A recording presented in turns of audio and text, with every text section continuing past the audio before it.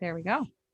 So hi, I'm Beth Billings from Around the Table Yarns, and we're going to do paired increases and decreases today. And we're going to start with increases.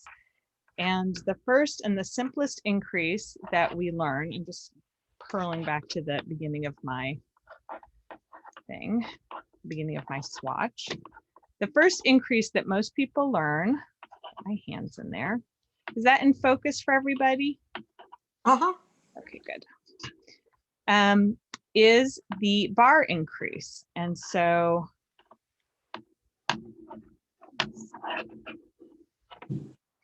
one second. I hold this. Oh, hello. I hold it up. I could do it like that. Can you see okay if I do that, or did you like it better going the other way? I think it's better going the other way. So there. Okay. So this is my notes that I will be putting up on the computer, online, and we're going to start with bar increases. So the thing about the bar increase is that it creates a visible horizontal bar. So most people know it as knit front and back. And so if I am knitting regularly in stockinette, and I come to a place where it says knit into the front and the back of the stitch, you have to knit into a stitch. So the most important thing about this is that you have to count the stitch that you're knitting into as part of, like it might say knit 6 stitches and then knit in the front and the back. The knit in the front and the back is the 7th stitch. So here I am, I've knit 4 stitches, and I'm going to knit in the front and the back of this next stitch.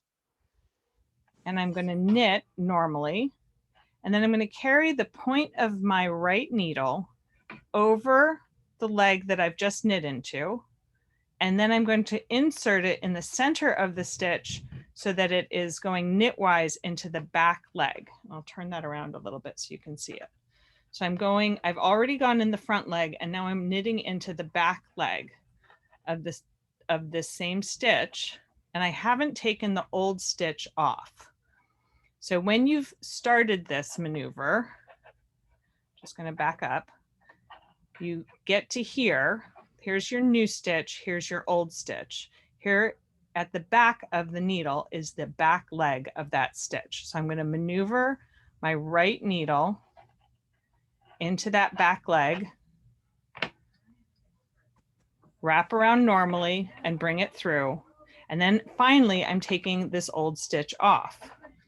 And this makes a bar at the base of that new stitch. So this is the old stitch. The new stitch has a horizontal bar at the base of it that looks almost like a purl stitch. So this is an excellent way to increase when you're about to go into ribbing, if you can position the bar so that it's always on the left side of your stitch. But that's the problem also with this increase, is that the bar always falls on the left side of the stitch when you do it. So if you wanted the bar increase to happen between the first and the second stitches, at the beginning of the row, you would knit into the front and the back of the first stitch, and then the bar would fall in between these 2 stitches. But if you wanted it to come in the same place at the end of the row, you would have to knit 1 stitch before the end. So I can give you an example of that. So let's say I was working this increase and I wanted it to match on both sides. I would want to work not to the very last stitch, but to the one before. So if I work it into this stitch, then the bar falls between the 2. Between the second to last and the last stitch. If I tried to work it in the very last stitch, like I'd worked it in the very first stitch, then the bar increase is on the outside of all of the stitches. So the bar increase can be done in a mirrored way, and that's the right bar increase. And it's not commonly used because it's a little bit trickier than the one that we usually do, which is the knit in the front and the back. But I'm going to demonstrate for you how it's done. And then the notes for how it's done will also be in your, so let's say you wanted to put a stitch or a bar on the right side of your stitch. You would slip the next stitch knitwise and you would slip the next stitch knitwise and then put it back onto the left needle. Step 2, you would knit into the twisted stitch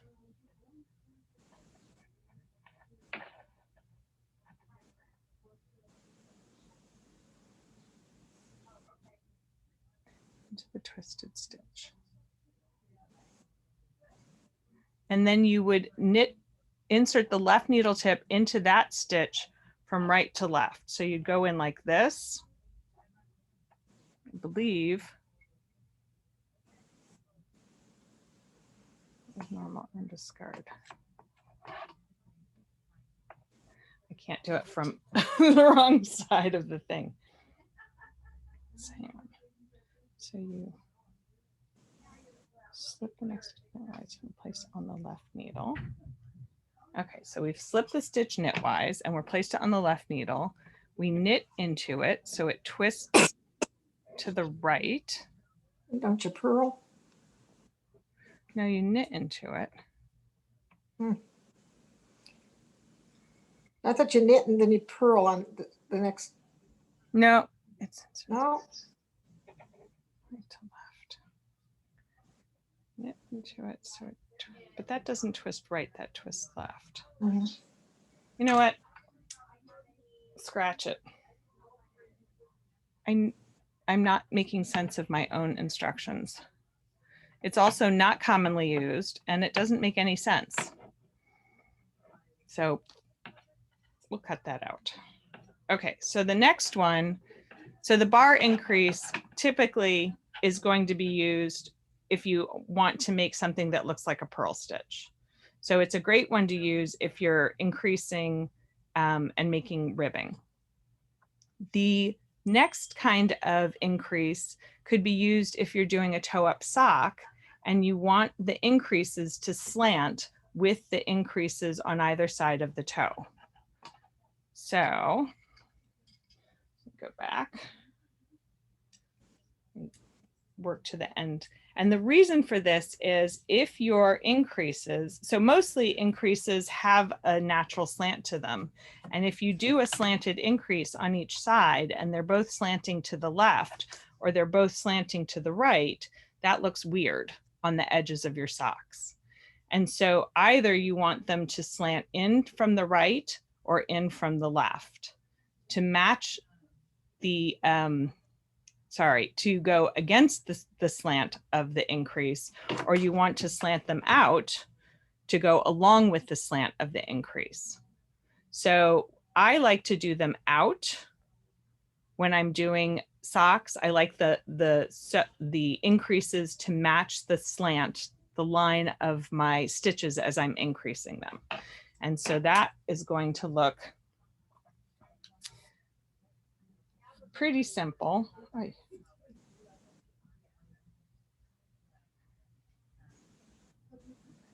have to get back to my knit side.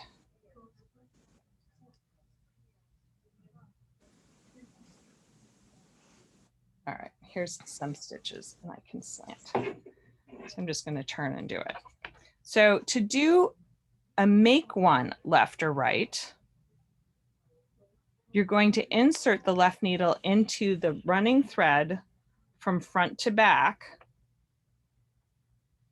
And then you're going to work the right needle into the back. Where's my yarn? There's my yarn. Oh. And that is a left leaning make one. And you can see that because the top of the cross of the stitch that you picked up, that running thread is picked up and twisted so that the left leg is in front. or the left leaning leg is in front. So that's from behind, sorry, from the front and knitting into the back. That leans left.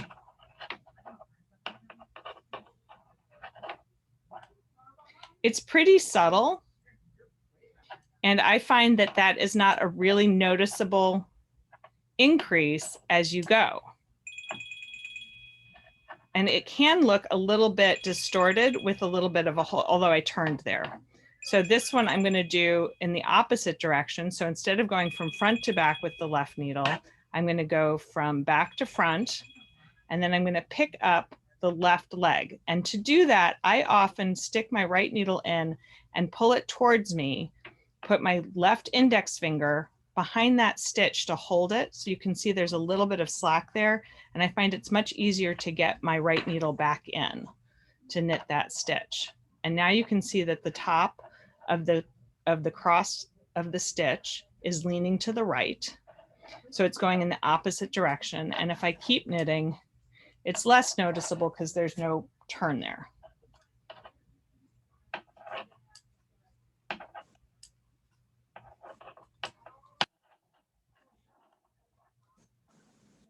But again, I find that sort of, I don't know, what do you think? Do you find that an attractive increase? It's used a lot now, but I feel like it pulls up because you're pulling up on that horizontal thread. And I'm not particularly fond of it. So that's the make one left and right. And there's one other way that you can do an increase and have it go in one direction or the other. I'm just purling back so that we have a little distance between. And so we can close up that gap.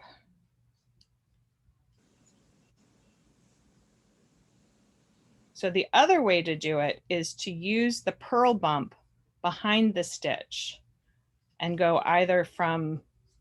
into that purl bump either before you work the stitch or after. So that kind of an increase is my favorite way, and I think it's more subtle. Okay, so here's the stitch, and I want to have a right leaning increase going off of this. So I'm going to actually pull up the purl bump and knit into it. So the purl bump from below, and I'm going to knit into it and then knit the stitch. And that leans to the right. And then if I wanted to do one to the left, I would work the stitch and then I would go down to the second purl bump because I want the same, I don't want the one I just made. I want the one from the row before so it matches the other side.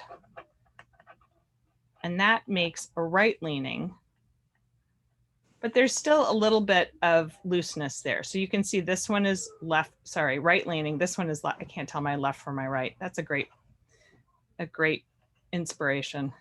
So this is the left leaning. I'm going to knit a little bit further so you can see it in its row.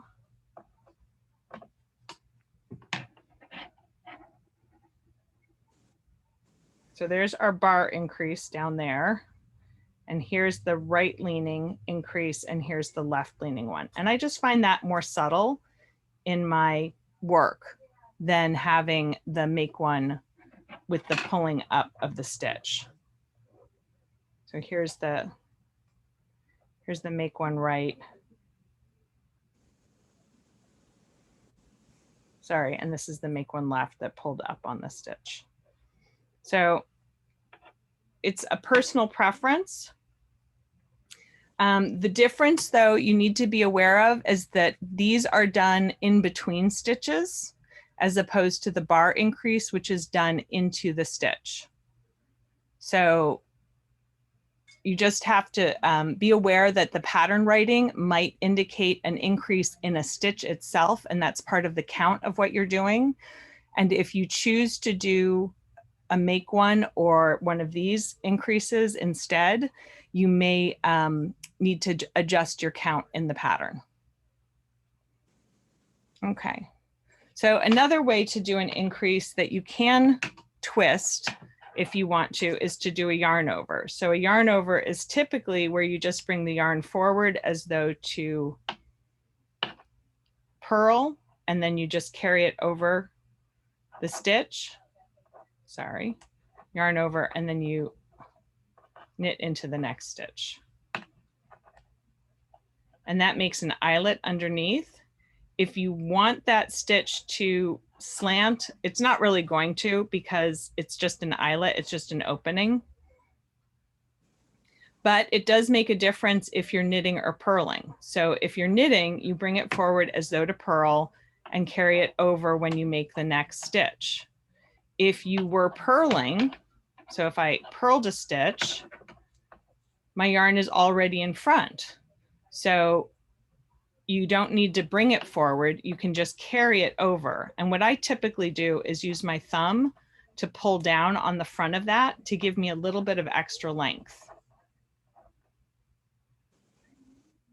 And then the last is if you're purling and you want to do a yarn over between your purl stitch and another purl. So then you carry it all the way around and bring it forward so that the yarn over goes between the purl stitch and the purl stitch. So there's 3 different ways to do it. With the between the knit stitch, you just bring it forward as though you're going to purl. When you are knitting and you want to purl after that, you just carry it over the, just like you would if you were making a mistake and forgetting to move your yarn. And the last one is if you're going from purl to knit. So normally if you're purling and you're going to knit, sorry, if you're knitting and you're going to purl. So if I knit a stitch and I want to purl it next, you can bring it around and back around, but that goes further around than all the rest of them. So I actually think it's better to just come backwards over the needle.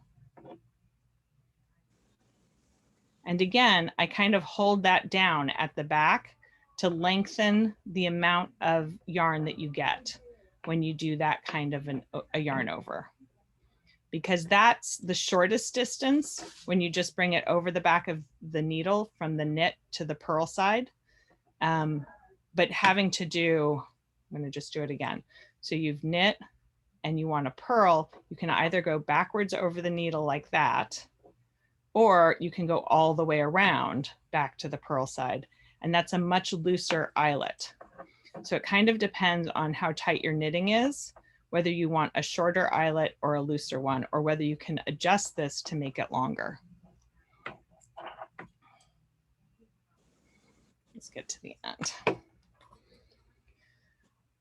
So those are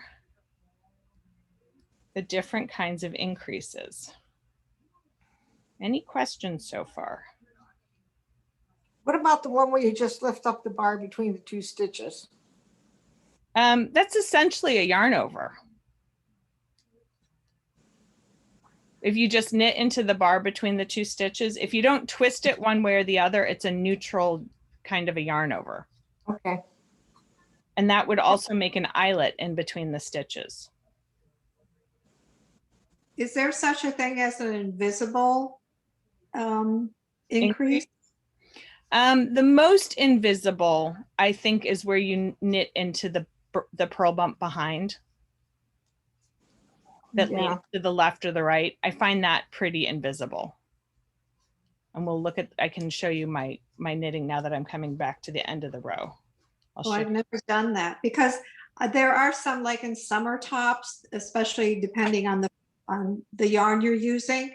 I don't like the increase in the front and the back because it shows up, like you said, a bar, which sometimes they use as a I don't know, a design feature, but it can be used as a design feature. Okay, yeah. So the one here's the bar, and it looks like a purl bump, and then here are the yarn overs that we did, Which are very visible. Yeah. very visible. And then right here are the left and right leaning increases that I did at the beginning. I guess they're pretty, they're probably more invisible. They are the than- least visible, I think. Yeah, They increase the stitch count, but they don't increase it in a way that is like, here, there's something happening here. okay. And you can choose to do it on the left or the right side of the stitch and tuck it into things like the back of a cable or into a seam, into a seam or something like that, into an edging, so that it's pretty subtle. If I'm trying to hide increases, I try and do them at the beginning of the row where it might be in a seam, or not where the nipple is on the front of my sweater. Never put an increase where your nipple is. That's a very important piece of advice that I would give you, because they're always noticeable there, especially if there's a nipple behind it. Well, I pulled out a work in progress, and you always remember why it is in a back of the closet when you do that. And it was because they did increases along the sleeve. It was a sleeve.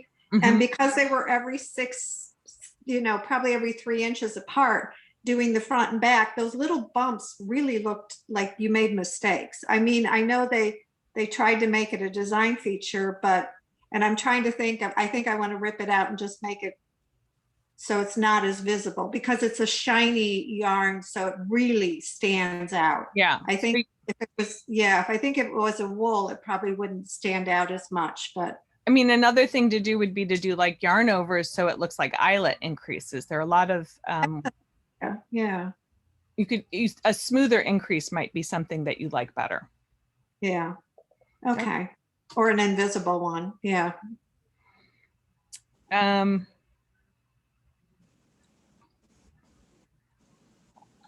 Oh, I'm going to do one more, and that's just to show you a double yarn over, and it's to make 3 stitches out of one. So we'll just go over a few stitches from the edge. And so you go into the stitch. It's kind of like the knit in the front and the back. You bring the yarn forward to do a yarn over, and then you work the front of the stitch again, not the back. And that gives you almost like a little floret. So it's 3 stitches coming out of one. And that can pull up and create a little bit of an eyelet. But that is if you're doing a centralized increase. This would be one way to do a centralized increase. Another one that you could do would be to come up to this stitch and you pull the purl bump away and put it on the right side of the stitch and work the purl bump and work the stitch.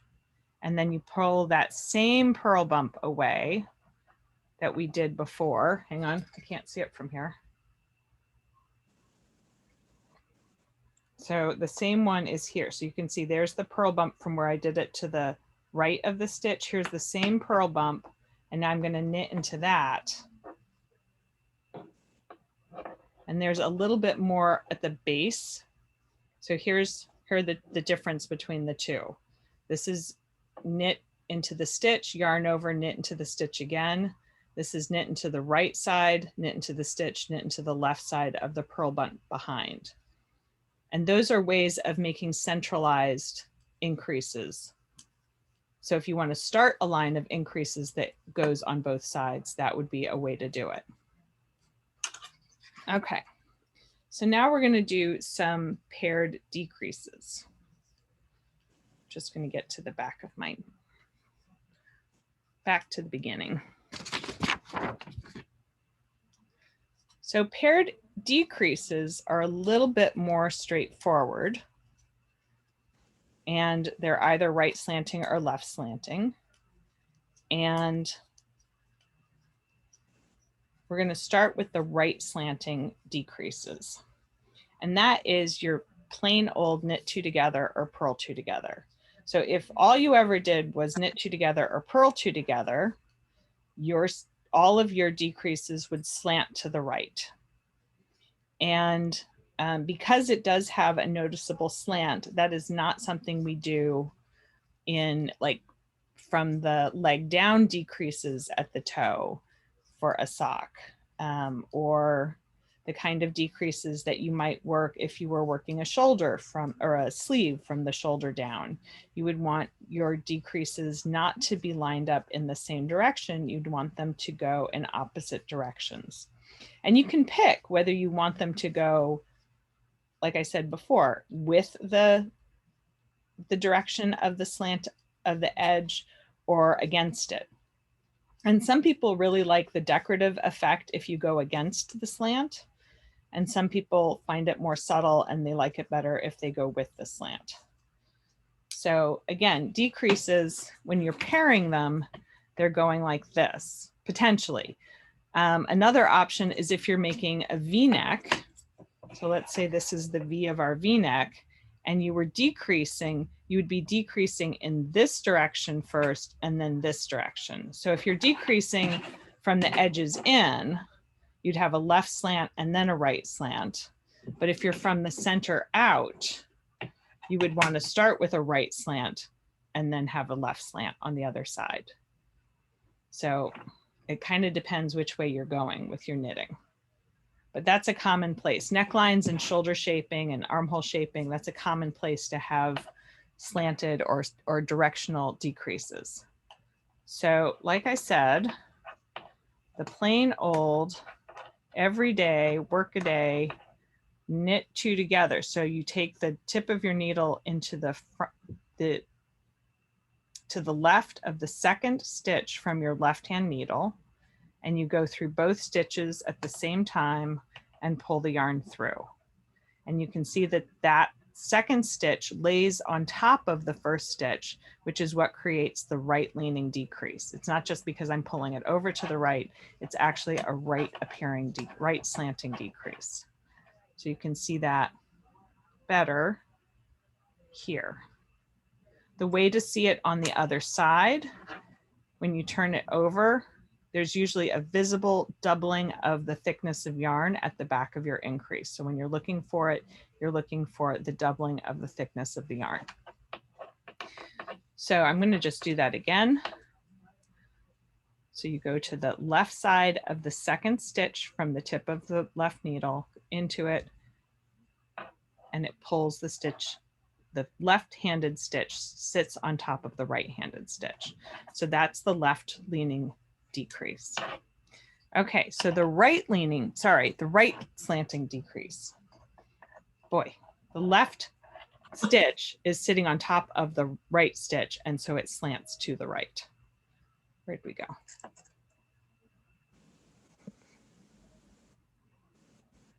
We just did it. Here, this one. So it's slanting slightly to the right. So to go to the left, typically people slip a stitch as though to knit. And so the SSK is the instruction that most people are given. So if you slip a stitch as though to knit, if you slipped both of them as though to knit and then worked into the fronts of them, you would still be doing, essentially you would still be doing a knit two together. So you can't just slip them both off at once. You have to slip them off one at a time to change the direction that they lay. So I'm going to slip the first stitch off, and I've changed its orientation so that the left leg of the stitch lays in front of the knitting needle and the right leg, which is usually in front, is behind. I'm going to do that again. So I've got two stitches the same, and now I take the left needle into the fronts of those two slip stitches. I wrap the yarn around the back and bring it through. And you can see that my right hand stitch is laying over the left stitch and it is slanting to the left. I'm going to do it again. Slip one knitwise, slip another one knitwise, put the left needle into the fronts of those two slip stitches, wrap around the back and pull the new stitch through, and you have a left leaning decrease. Another way to do this is to slip the first stitch knitwise, knit the next stitch, and then use your left hand needle to pull this first slip stitch over to the left. And it is very, very similar. There's the 2 that I did of SSK, and here's my S1, sorry, slip 1, knit 1, pass slip stitch over. Very, very similar. I don't find it a huge difference. And I maybe err on the side, or I would maybe choose to do SSK if I were doing this. Another one that you can do is you can slip the first stitch knitwise and the second one purlwise and go into it.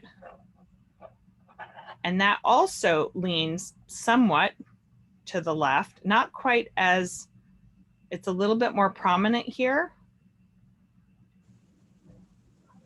And that also looks like a left leaning decrease, but you only have to slip the first one. So it's slip the first one knitwise, slip the second one purlwise, and then work the 2 together in the same way as an SSK.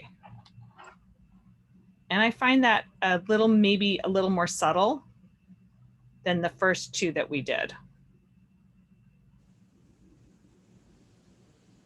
Okay, let's do that on the purl side now.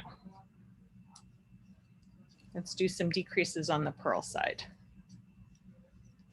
I almost never increase on the purl side. And if I did, it would probably be a make one left or right, or a purl in the front and the back, but we can look at those. So you can purl a stitch in the front and the back. So purled into the front leg, and then I bring the right needle, purl into the back leg. It's still more or less a bar increase, but it's a little more subtle because you're already purling. So here are my 2 stitches out of 1, but they kind of look like purl stitches. So if you're doing reverse stockinette and you're working on the purl side, purling into the front and back of the stitch is going to be a lot less noticeable than when you're doing it on the stockinette side. So the back end, Doreen, might be more subtle if you were doing a reverse stockinette pattern. Purl 2 together is actually the reverse of knit 2 together. And so it is typically done on the same side as a knit 2 together. And you can see here that it is right slanting, because again, the left stitch sits over the right stitch. And that's the criteria for what makes it slant one way or the other, is which side the second stitch, whether or not the second stitch is visible from the front or the back. So here, the second stitch from the needle tip. Whoop. So I'm going to purl 2 together. I have to put the point of my needle between the 2 stitches that are, sorry, to the left of the second stitch from the tip of my left needle. And I want to go into that stitch and the one next to it purlwise. Sometimes I use my fingers to pull down a little bit at the base of my stitches so that I can get into both of them.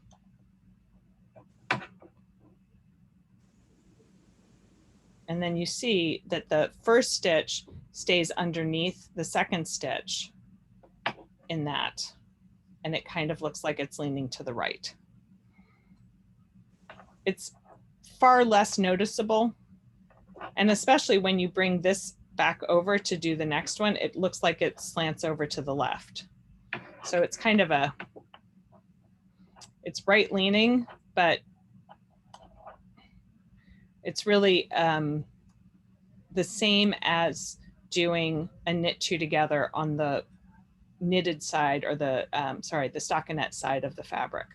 So you would use this to make a right leaning decrease that might happen every row.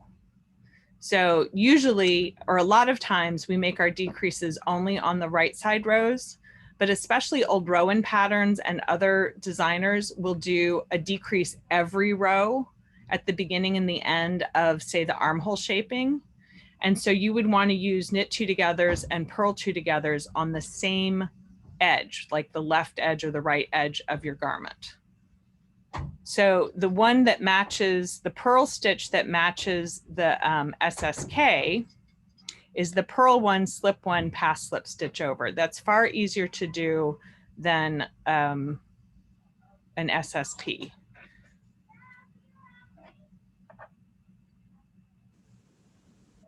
So, well, I can show you the SSP first. So you slip one knitwise, slip another one knitwise, and then you purl them together as one. So this time you bring the point of your left needle behind the other needle and you come in.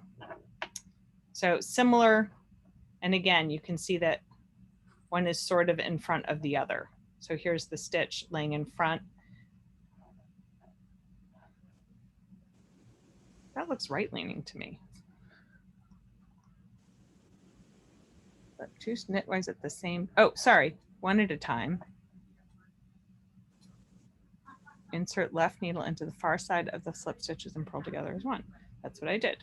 So we slipped it knitwise, slipped it knitwise, left needle into the far side and purl together as one. Huh. They're calling that left leaning.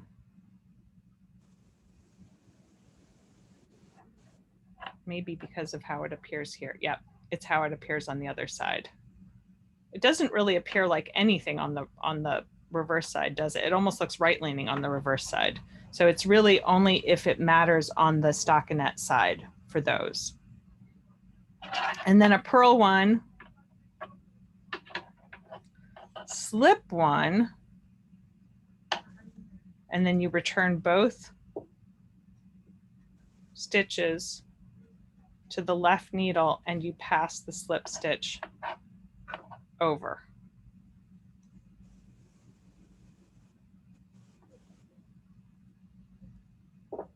Over the purled stitch to the right. Yep. And then you have to slip it again back to the right needle. So it's, sorry, purl one, slip one, pass them both to the left-hand needle and pull the slip stitch over and then return it to the right needle. And that makes a very visibly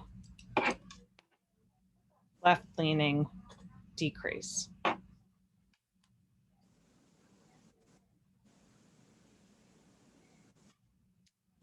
I have a little note here that says all of the left slanting decreases tend to appear noticeably enlarged compared to the right slanting decreases, and particularly in solid or smooth fabric. Pulling tighter when making them is one remedy. So you can either try it by doing it tighter, or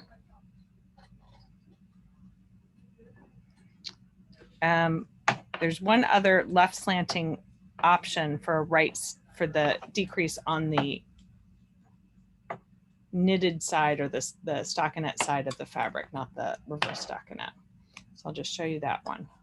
So here's this fun one. It is slip one knitwise and return it to the left needle and then knit both of the next stitches together on the other side. And that's sort of the one that I showed you before.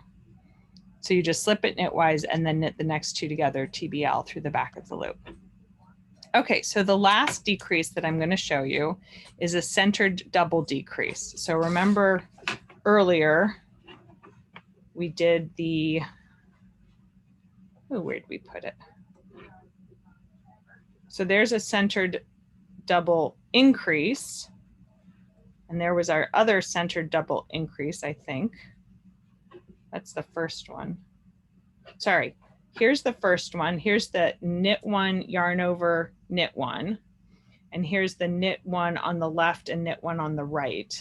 Knit one on the right, sorry, knit one and then knit one on the left that we did. So the knit one on the right and the knit one on the left results in a little bit more of a visible eyelet. The knit one, yarn over, and knit one on the left is a much more subtle centered increase. So what if we wanted to do a centered decrease? For example, over those 3 stitches, how would we want to do that? Would we just knit 3 together? That would be right leaning. And this was a centered stitch. So if we did a right leaning decrease over it, it might not look as nice as if we could do a centered decrease. So the centered decrease knitwise is to insert the right needle into the first 2 stitches. So you're going to knit 2 together, essentially, as if to knit, and we slip them off to the right needle. We knit the next stitch, and then we pull these 2 together off. And you can see that that stays centered. The 2 stitches that are leaning in are behind the center one. So again, that's slip 2 knitwise, knit 1, and pull the 2 slip stitches back over. And that makes what's called a centered double decrease. If we were going to do that purl-wise, I'll just turn around and do it on the purl side.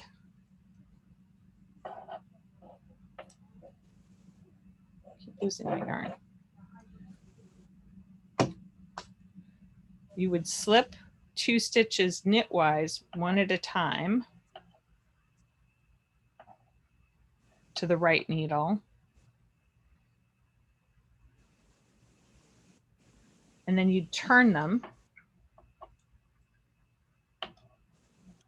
with the left needle to put them back on. And then you would purl into the fronts of all 3 of those stitches.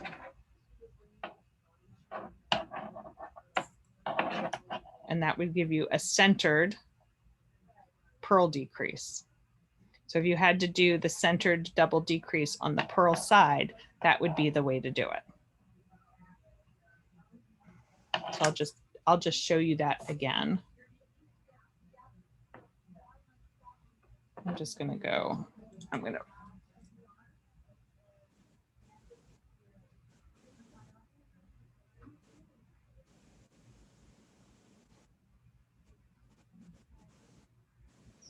okay. So we're going to slip 2 stitches, the next 2 stitches knitwise to the left hand, so that all that's doing is turning them, and then we slip them back onto the left stitch twisted. And then we go into the fronts of those 2 stitches and the one further, the 3rd stitch, and we purl them all together. And that makes the centered, I hope I did that right. Nope. I missed a step. Sorry. Do it again. Okay. So we go knitwise into these stitches and turn them, and then turn them again. And then we purl them together.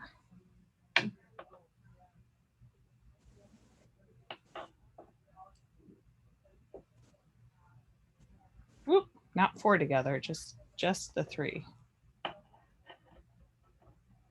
Hey, I just did it once.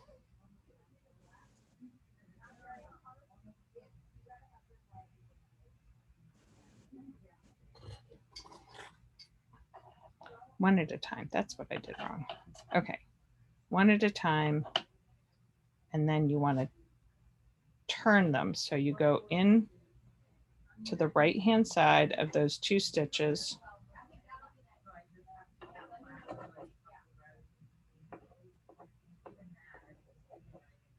Oop.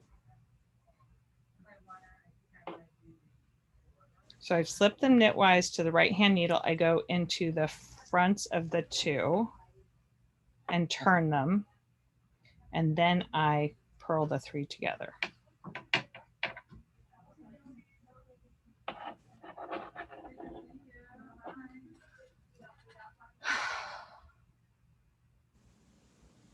I can't tell if I'm doing it right or not. knit over.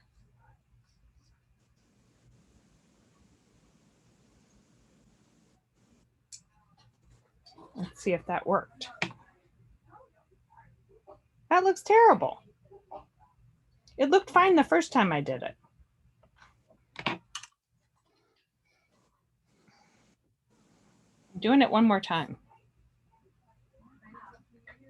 I read the instructions.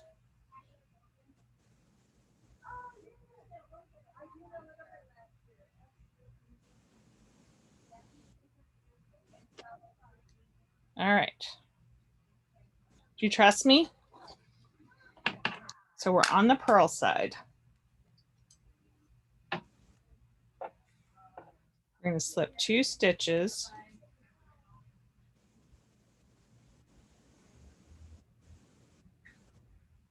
Slip 2 stitches knitwise to the right hand needle, one at a time. Insert the left, it must be this way. Insert the left stitches, the left needle into those stitches from right to left to turn them. And then purl them together. I was trying to do that from the, it's still twisted. Don't believe everything you read in books is, I think, the moral to this story.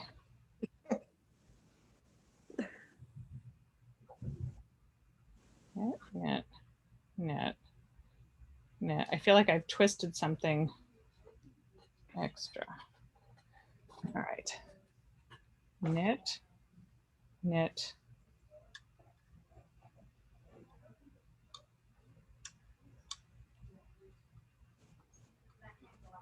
Twist.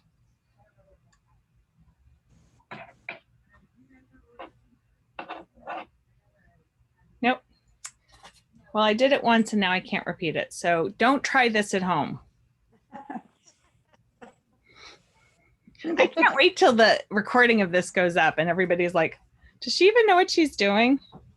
You might want to edit it. Where is it? So now I'm looking at it and it looks fine. That's it. So I was looking at it and it looked crossed, but it's actually the stitch behind is crossing underneath, but it is a central double decrease from the purl side. So do try this at home. It does work. It's just sometimes, you know, when you're looking at your decreases, and I think this is a good point of reference, it doesn't look right in the row when you're working it. And sometimes you need to get away from it by another row to really see if it works out. Like looking at these yarn over increases.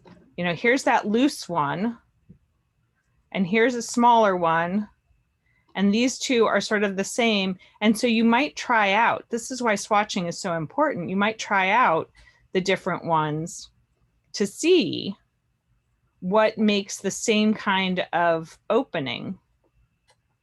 You know, when you're making eyelet, you might want to check and see. And like this, here were the SSKs, and here were, sorry. Yeah. There were the knit 2 togethers. Oh, sorry, those are all the purl 2 togethers. I'm in the wrong row. Where did we do it? But They're so invisible, you can't even see them. there are so many. So I've done quite a few in this recording. But what I'm trying to say is that you really need to get a little bit further along in your knitting. I'm going to just work a row of knitting, plain knitting over it. Many of the times we look at our work from very close up. Yeah. And I think that that's an issue, not just for beginners. I think that's an issue for all knitters. One of my favorite things is when I've got a beginner and they're holding their needles like this and they're like, I don't understand. I feel like I've dropped a stitch because look at how much room there is between them. Well, that's just 2 stitches. You know, it's the the distance you're holding your needles apart can make a big difference. And so how we hold our needles, how we position them, really everything should be lined up like this, not like this when we're examining our work. And so if you can actually look at it at the end of the row or the end of the round, off of the, you know, not off the needles altogether, but without the opening between the needles being right where you're trying to examine your work, that's a better place for you to be. So here I am at the end of the round. I've made this very lumpy swatch, but as you look at it, you can get an idea. Okay, so there's that centralized purl decrease. Somewhere over here is my centralized knit decrease. And I get a better sense of how those stitches are really going to lay. And that's an important part of it. So there you have it. Decreases, right slanting, left slanting, centered, and increases, the bar increase, the make one left and right, working into the back purl bump of the stitch, and then yarn overs. I'm going to put this onto the page as a PDF that you can download, and you'll also have the video to look at for all the good that's going to do. No. Good. I never knew about the one through the back purl bump. I like that. I never saw that before. You like the one through the back purl? Yes. I never saw that before. With No. the I'm gonna centered try purl, that one. the centered purl decrease? No, the increases where you were increasing through the back. Oh, through the stitch. back of purl. Oh, okay. I've never seen that before. Oh, that's one Right. I've done a long time. That I think that's one of the first ones I've ever done. Huh. Yeah, you always see the make one left, make one right. Mhm. I never saw that one before. A knit in the front and the back. Yeah. And I should be able to figure out the knit in front and the back to make it on the right hand side, but apparently that's not happening today. That's okay. Yeah, that's Fine with me. Thank you for being such good sports. well. Thank you for teaching us this. Yeah, individual lessons. Yep. It's fun. We are going to start having at least learn to knit classes and learn to crochet classes again. But we think that we're going to do that either before or after the stores open to make it the easiest for space at the table. Right. Right. I was wondering, are you going? So then, are you continuing the Zoom then, or are you going to switch it over to in the store? Well, you know, the Zoom has worked out really nicely for people, and it allows us to record. And we have been joined by people from all around the country. So we're thinking that we're going to continue doing the Zoom classes. As people resume more normal times, maybe we'll do the Zoom classes at a different time, but right now we don't have a plan to change it. So still Wednesdays at 2 for the Zoom class, still Mondays at 2 and 6 for the sock club. And then we have the social Zooms in the evening, because actually we have people that we can be social with all over the country. So we have a virtual knitting group, and then we're on the patio. We're going to be here till sunset. I was going to say midnight. Pam would kill me. We're going to be here till sunset on Tuesdays and Thursdays. So our late nights are going to turn to Tuesdays and Thursdays, which is what they were in the before times. And it's just till 5 on the other days of the week, because we've learned we don't need to be open every single night. No. You might want to turn off your record. Huh? Oh yeah. It's going to tell us that it's stopped.